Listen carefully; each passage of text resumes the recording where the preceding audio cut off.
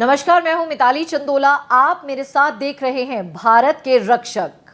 दिल्ली देश की राजधानी है और दिल्ली की सुरक्षा व्यवस्था सबसे अहम मुद्दा होता है। दिल्ली में तैनात दिल्ली पुलिस मुस्तैदी से इस चीज का काम करती है, लेकिन दिल्ली पुलिस की सिक्योरिटी विंग सबसे ज्यादा अहम रोल प्ले करती है। तमाम वीआईपीज को सिक्योरिटी देने के लिए, संवेदनशील जगहों को जो है सुरक्षा प्रदान करने के लिए आज मैं आपकी मुलाकात कराने वाली हूं दिल्ली के स्पेशल कमिश्नर श्री जसपाल सिंह जी से। प्राकृतिक आपदाओं के दौरान हालात को संभालने, क्राइम पर नकेल कसने और सार्वजनिक सुरक्षा को यकीनी बनाने में दिल्ली पुलिस के स्पेशल सीपी जसपाल सिंह जाने जाते हैं। अपनी उत्कृष्ट सेवा के लिए उन्हें बाकायदा पुलिस पदक से सम्मानित किया जा चुका है। सांप्रदायिक सद्भाव कायम करने के लिए मशहूर जसपाल सिंह अमन का गहवारा किताब भी लिख चुके हैं। प्रशासनिक अधिकारी के तौर पर अपनी एक अलग पहचान कायम करने वाले जसपाल सिंह को सुरक्षा के लिहाज से बेहद ही संवेदनशील नई दिल्ली रेंज का प्रभार सौंपा गया। ये वो इलाका है जहां पर संसद और प्रधानमंत्री आवास के साथ ही दूसरे महत्वपूर्ण प्रतिष्ठान स्थित हैं। 1996 बैच के एजीएमयूटी कैडर के आईपीएस अधिकारी जसपाल सिंह को पहले दक्षिण दिल्ली के सहायक पुलिस आयुक्त के रूप में तैनात किया गया था। अपने करियर के दौरान सिंह दिल्ली, गोवा, पुडुचेरी और अंडमान निकोबार द्वीप समूह में तैनात रहे हैं। गोवा पुलिस के डीजीपी के रूप में उनका कार्यकाल अपराध के खिलाफ सक्रिय उपायों और सार्वजनिक सुरक्षा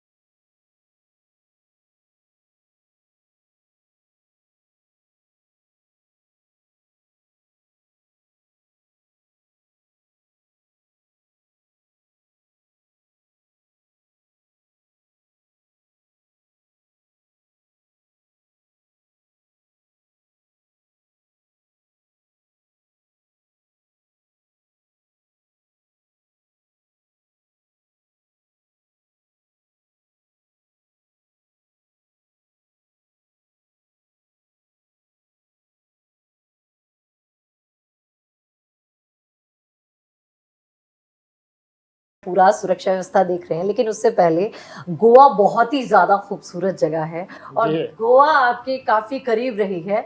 चाहे मैं वो आपके लक की बात करूं या आपकी खुद की स्वेच्छा हो या गवर्नमेंट ऑफ इंडिया की। आपकी इनिशियल स्टेज से ही जब आपने पुलिसिंग स्टार्ट करी, आप आईपीएस बने, तो आपका गोवा से हमेशा लगाव रहा। आप वहाँ एज एएसपी रहे, फिर आप वहाँ पर जो है आपने तमाम पोस्टिंग, मतलब इस लेवल से लेकर डीजी लेवल तक आप गोवा में रहे।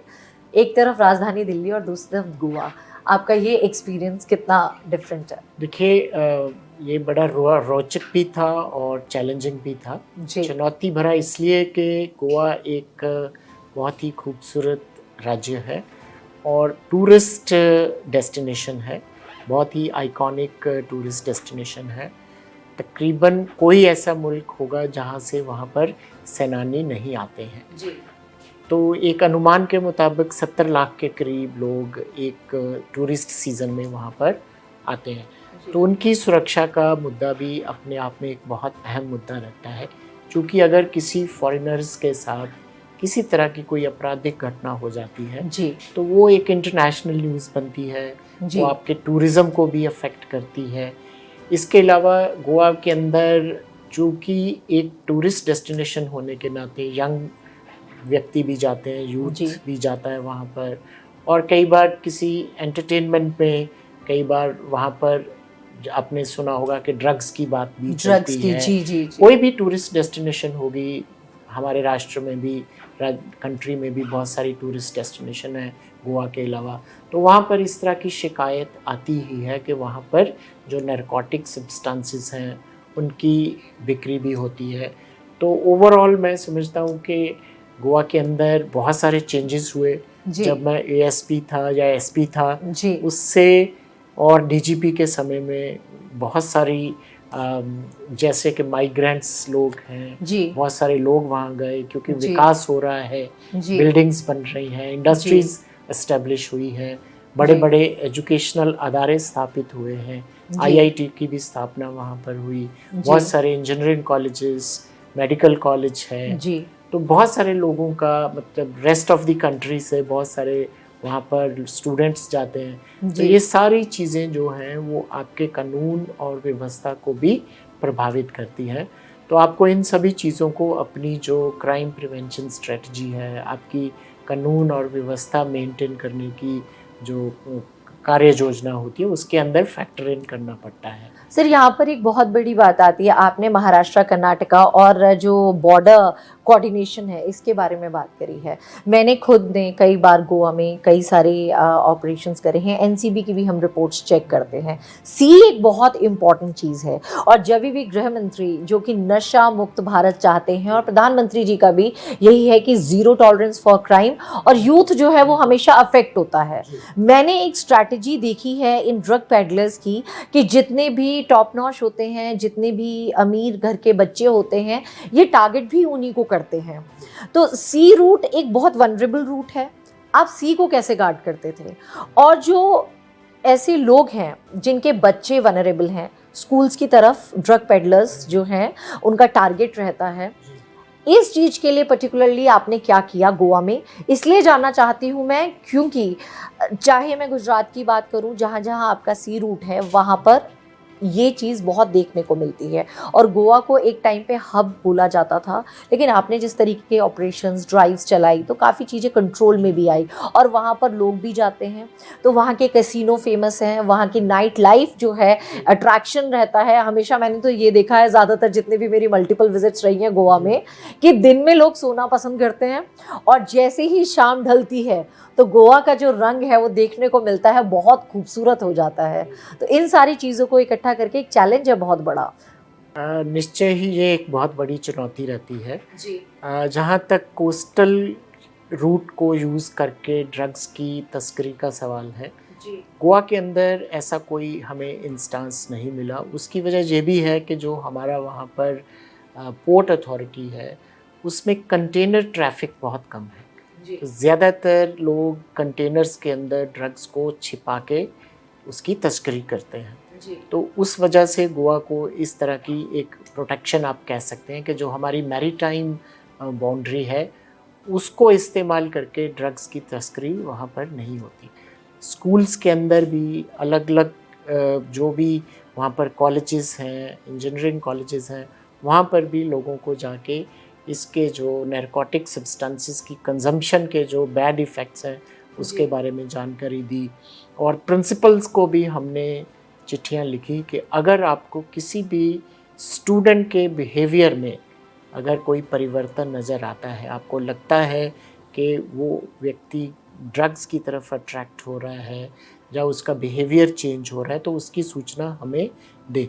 इसके अलावा वहाँ पर जो ड्रग डी एडिक्शन सेंटर है उनके साथ भी हमारा समन्वय रहता है कि उनके पास किस तरह के लोग आ रहे हैं, ताकि हम अपनी स्ट्रेटजी उसी तरह से मॉडिफाई कर सकें।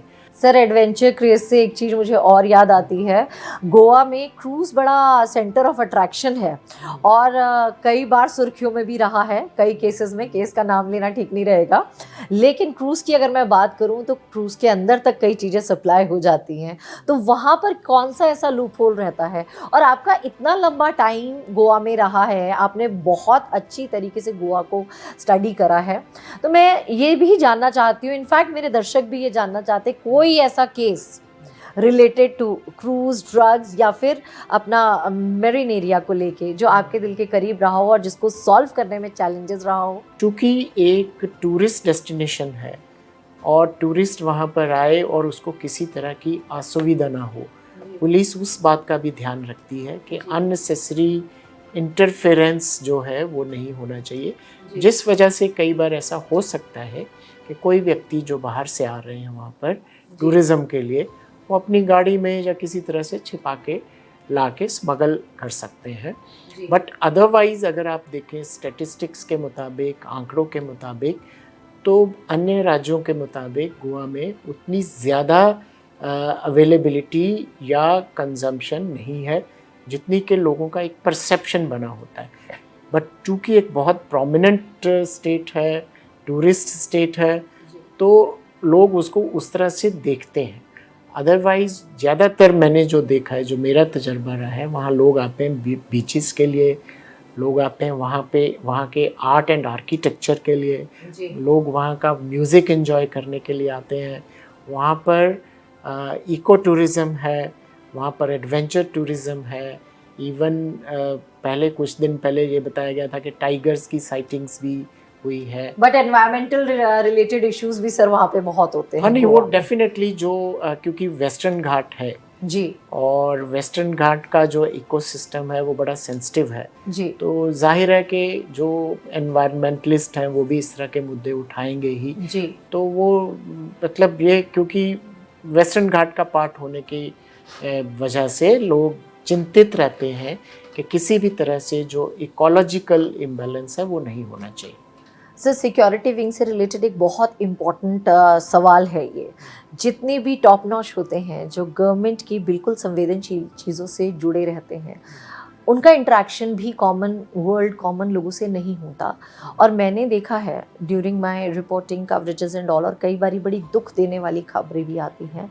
मैंने पास्ट में भी देखा है कि DRDO साइंटिस्ट ले लीजिए या फिर हाई लेवल ऑफिसर्स ले लीजिए, पाकिस्तान हनी ट्रैप जैसी चीज़ों का इस्तेमाल करता है। इवन जिस तरीके का ये जो हमारा ट्रायो कॉम्बिनेशन है, चाइना, पाकिस्तान और तालिबान के कब्ज़े वाला अफ़गानिस्तान, ये हमेशा इस तरीके की चीज़ें करते रहते हैं। फीमेल्स को भी ट्रैप करने की ट्रेनिंग दी जाती है, किस तरीके से आप गवर्नमेंट ऑफिसर्स को ही ट्रैप कीजिए, जिसमें कई DRDO साइंटिस्ट का भी नाम आया है।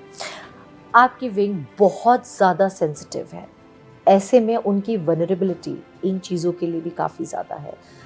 किस तरीके से आप जो है अपने डिपार्टमेंट को प्रोटेक्ट करते हैं और ईगल आई रखते हैं कि आपका कोई जवान, आपका कोई ऑफिसर इस ट्रैप में ना आ जाए, क्योंकि उनके पास जो इन्फॉर्मेशन होती है वो लोकल थाना चौकी से बहुत भिन्न होती है। देश की जड़ हिल जाए अगर एक भी इंफॉर्मेशन लीक हो जाए, तो with in the department and being the head of the department आप इस चीज़ पर कैसे लगाम लगाते हैं? देखिए, उसमें हम जो हमारे अधिकारी हैं वो अपने अपने यूनिट में, सिक्योरिटी के अंदर भी अलग अलग यूनिट्स हैं जी, तो वो ये ब्रीफ करते हैं कि किसी भी स्ट्रेंजर के साथ कन्वर्सेशन स्ट्राइक नहीं करनी। आपको कहीं से फ़ोन आता है कि मैं यहाँ से बोल रहा हूँ, मुझे इस प्रोग्राम के बारे में जानकारी दे दें, इसके बारे में ब्रीफ किया जाता है कि जब तक आप उस व्यक्ति को पहचानते नहीं हैं जी, आप उनसे उनका नंबर लीजिए जी, आप बोलिए कि हम आपके साथ शेयर करें। इस तरह से हम सब लोगों को सेंसिटाइज करते हैं ताकि कोई भी ऐसा एंटी सोशल एलिमेंट, क्योंकि आजकल स्पूफिंग होती है जी, स्पूफिंग अपने आप में एक बहुत बड़ा साइबर क्राइम है जी, जिसमें आप इस तरह से नंबर, आपके मोबाइल पे इस तरह से फ़ोन आएगा कि कोई नॉर्थ ब्लॉक से कॉल कर रहा है, कोई किसी सिक्योरिटी एजेंसी के यहाँ से फ़ोन कर रहा है। तो इसके बारे में भी बार बार हम अपने कर्मचारियों की भी, अपने जवानों की, अधिकारियों की ब्रीफिंग करते हैं कि कोई भी ऐसी संवेदनशील इन्फॉर्मेशन जब तक आप उस व्यक्ति को पर्सनली नहीं जानते हैं, उसके रैंक के बारे में नहीं जानते हैं, बट 99% यही 100% रादर कि आप हमें अपना नंबर शेयर कर दीजिए जी, हमारा जो कॉम्पिटेंट अधिकारी है वो आपके साथ से इंफॉर्मेशन शेयर करेगा। ये आए दिन हो रहा है कि एक लेटर आता है, कभी किसी को फेक केस में इन्वॉल्व करने की बात आती है और उसमें ठप्पे लगे रहते हैं, स्टैंपिंग्स होती है बाकायदा, दिल्ली पुलिस, IB और वो तमाम। और कई लोगों के पास, मतलब मेरे ऑफिस में, आपके ऑफिस में भी कई सारे लोग हैं जिनको ट्रैप करने की भी कोशिश की गई है। आम जनता एकदम से टूट जाती है क्योंकि वो इतने प्रोफेशनल टेक्निकल तरीके से बोलते हैं और फोटोग्राफ्स वगैरह भी पुलिस वाले की ही आती है। तो आप मेरी जनता को क्या हमारे माध्यम से मैसेज देंगे, क्योंकि आप इंटरनल सिक्योरिटी को मजबूत करते हैं, देश को मजबूत करते हैं, लेकिन उसी के साथ एक दायित्व आपका जनता के प्रति भी है। नहीं, देखिए, सबसे पहले तो मैं आपके माध्यम से जनता को ये कहना चाहूँगा, जी दिल्ली वासियों को भी, भारतवासियों को भी, जी कि पुलिस के ये निर्धारित प्रोसीजर होते हैं। जी अगर हमने आपके बारे में कोई जानकारी लेनी है तो आपको एक नोटिस दिया जाता जी है और आपको वहाँ पे समन किया जाता है। कोई भी आपके साथ फ़ोन पे बात नहीं करेगा और उसमें बताएगा कि मैं यहाँ से बोल रहा हूँ। दूसरी बात इसके अंदर ये है कि अगर आपको थोड़ी सी भी संदेह होता है कि ये व्यक्ति पुलिस अधिकारी नहीं है तो 112 पे आप बात करें। दूसरी बात ये है कि अगर आपने कभी किसी जगह पार्सल ही नहीं भेजा है, जी आपकी कोई इंश्योरेंस पॉलिसी ही नहीं है, जी आपका डेबिट कार्ड या क्रेडिट कार्ड ही नहीं है, जी तो आपको तुरंत संदेह होना चाहिए जी कि ये जो व्यक्ति मुझे कॉल करके कह रहा है कि आपने एक पार्सल भेजा था जिसमें हमने ड्रग पकड़ी है, मैं इस क्राइम ब्रांच से बोल रहा हूँ, जी आपको यहाँ पर आना पड़ेगा, लेकिन हम इसको सेटल कर सकते हैं। जी कि जब आपने पार्सल ही नहीं भेजा है जी तो आपको उसके साथ कन्वर्सेशन करने का कोई मायना नहीं रखते। इसके अलावा मान लीजिए अगर आपके साथ कोई साइबर क्राइम हो जाता है तो साइबर क्राइम रिपोर्टिंग पोर्टल भी है। जी अगर आपके साथ कोई बैंक से आपके पैसे सडनली विड्रॉ हो गए, जी आपने किसी लिंक पे क्लिक किया, तो एक 1930 हमारी ऐप है, साइबर क्राइम की ही ऐप है। आप अपनी डिटेल के साथ, अकाउंट नंबर के साथ तुरंत उस पर इंफॉर्मेशन दीजिए, तो वो जो 1930 का अटेंडेंट है वो तुरंत जो आपका बैंक है उसको इंटीमेट करता है कि जिस अकाउंट से भी ये पैसे गए हैं उसको तुरंत फ्रीज किया जाए। जरा गौर से सुनिएगा, हमेशा आपको अलर्ट रहना है। पुलिस तो मुस्तैदी से आपको सुरक्षा प्रदान कर देगी और जो लॉ कहता है उसी प्रोटोकॉल को फॉलो करके आपकी समस्या का निवारण भी हो जाएगा, लेकिन सबसे पहले आपको खुद की सुरक्षा का खुद ध्यान देना है। सर, यहाँ पर एक बहुत इंपॉर्टेंट चीज़ है, दिल्ली में कोर्ट्स, और कोर्ट्स में कई बारी बहुत सारे हादसे हो चुके हैं, मर्डर्स भी हो चुके हैं, ब्लास्ट भी हो चुके हैं, और मतलब एक आम आदमी को जाने में डर लगता है। एडवोकेट्स के साथ भी कई हादसे हो चुके हैं, और न्याय के मंदिर में ये सारी चीज़ें होंगी तो आम आदमी का तो हर चीज़ से ही विश्वास उठ जाएगा। अगर न्यायालय में जाते वक्त कुछ इस तरीके की चीज़ हो जाए, इनोसेंट भी लोग मर जाते हैं। आपके पास सुप्रीम कोर्ट की सुरक्षा व्यवस्था है, दिल्ली में जितने भी तमाम कोर्ट्स हैं उसकी सुरक्षा व्यवस्था है, कैसे मुस्तैद करते हैं, क्योंकि बहुत बड़ा चैलेंज है। वैसे तो जो आप कह रहे हैं उतनी ज़्यादा घटनाएं नहीं हुई हैं, 3-4 घटनाएं हुई, लेकिन क्योंकि ऐसा आपने कहा कि ये न्याय का मंदिर है, यहाँ पर तो हर व्यक्ति बिना किसी डर के आना चाहिए, क्योंकि वहाँ तो ट्रायल करना है। वहाँ पे जो जज साहबान हैं, प्रिजाइडिंग ऑफिसर हैं, उनके मन में भी किसी भी तरह का कोई भय नहीं होना चाहिए कि यहाँ पर कोई इंसिडेंट हो सकती है।